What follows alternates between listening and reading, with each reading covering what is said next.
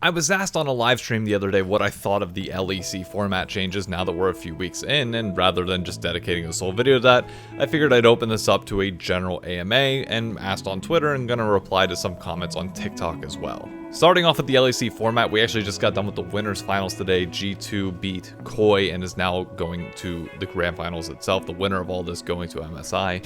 And overall, I must say, I like the format. I love additional best of threes and best of fives.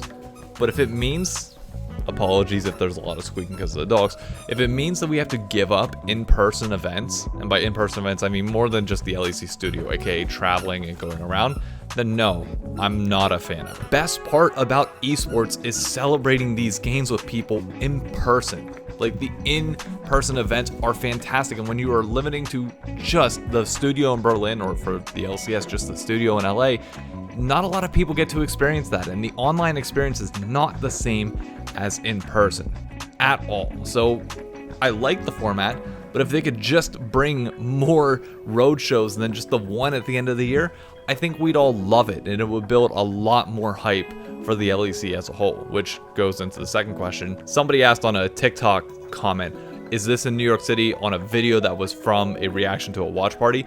Yes, we are actually having watch parties in New York City consistently. This Friday, actually, at OSNYC, we're doing a watch party in partnership with Team Liquid. They'll be facing 100 Thieves, but it's also the C9 TSM game. Starting at 5 o'clock, we'll be giving away stuff at every single break during the LCS stream. There will be plushies, merch, I think some apparel as well, some jerseys, and some Team Liquid reps will be there. Obviously none of the players, but like some people from the marketing team. So if you want to come by and watch the LCS with other people, it is a blast. 2 weeks from then, we also have TSM sponsoring, but I will announce that once we get through this upcoming weekend. Luna, getting into the harder hitting questions. Pineapple on pizza. Yes, I think it can belong on pizza, specifically ham and pineapple together, making a Hawaiian style pizza. I personally am not the biggest fan of the taste itself. I prefer like the pineapple independently. I don't like pineapple when it's like really hot. But my family owns a pizza shop in Pennsylvania, and I've made my fair share of Hawaiians. There's clearly a demand for it. I'm not gonna hate on it. It's not my cup of tea, but yeah, I think that pineapple can belong on pizza. Why couldn't it? At the end of the day, it's fine. The next question was, what game did I complete that felt the best doing it? And it's uncontested. The first game that I actually beat on my own, without my dad, without anybody else, and that was Legend of Zelda Twilight Princess for the Wii. I probably should have beaten it way earlier, but it took me a while to figure out some of the puzzles, some of the things in the game that were a little bit more difficult. And I didn't even know the story of anything there at the time, but it truly felt like an accomplishment to do it. I'd never really beaten a single player game prior to that. Me and my dad mostly played like multiplayer games against like computer stuff like that, but not like an actual story mode game.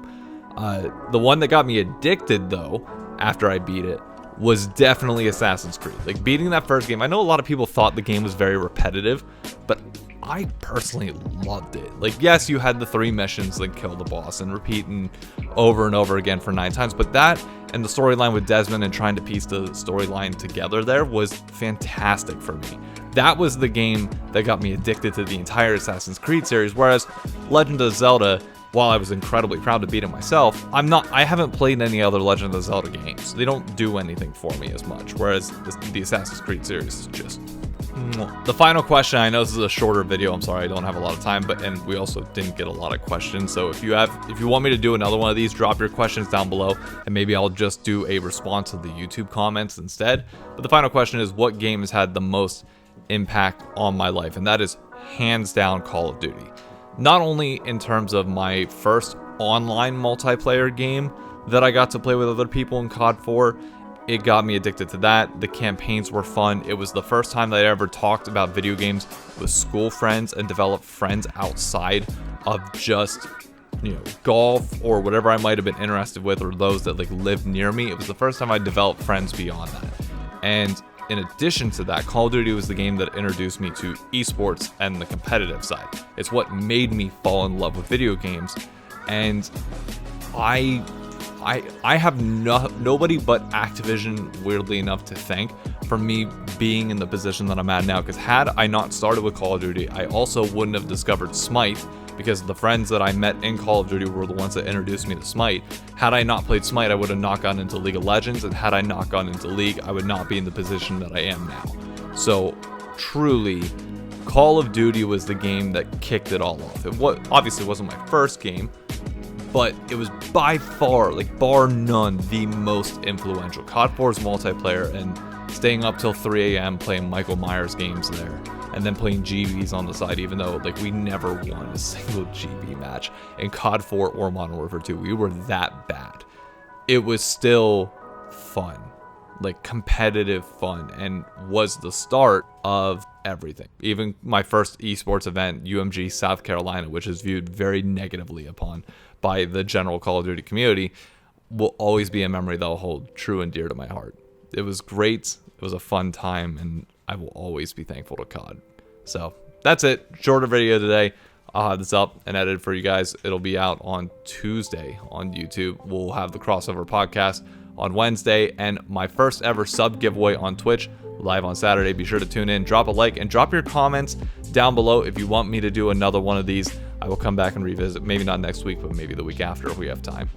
I'll also have LCS interviews, so we'll see. Adios.